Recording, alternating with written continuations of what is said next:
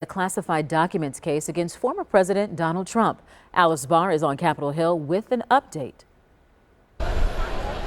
Tonight, new charges filed against former President Trump in the case surrounding his handling of classified documents, accusing him of asking an employee to delete security camera footage at his Florida estate, allegedly to obstruct the federal investigation into sensitive national security documents brought to Mar-a-Lago. The updated federal indictment also adding an additional defendant, Carlos De Oliveira, described as a maintenance worker at Mar-a-Lago. It comes on the same day that three sources tell NBC News the special counsel's office told former President Trump's attorneys to expect an indictment in the case centering on the deadly January 6 Capitol attack and efforts to overturn the 2020 election. That would be the third and in many ways the most serious case against the former president. Mr. Trump disputing that his lawyers were notified about a coming indictment. He and his team adamant he did nothing wrong.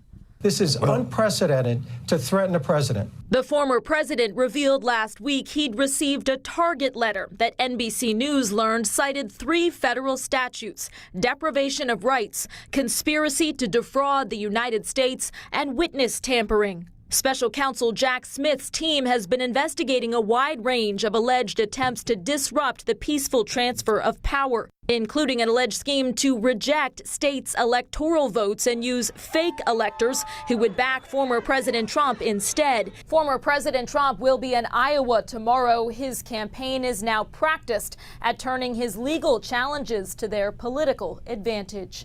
In Washington, Alice Barr, NBC News. Well, the former president is still the front runner for the Republican presidential nomination. A new Marquette University national poll shows that Trump has a strong lead over other GOP candidates at 46%.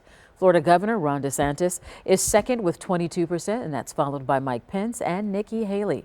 The first primary debate less than a month away right here in Milwaukee. Trump has already indicated that he will not participate.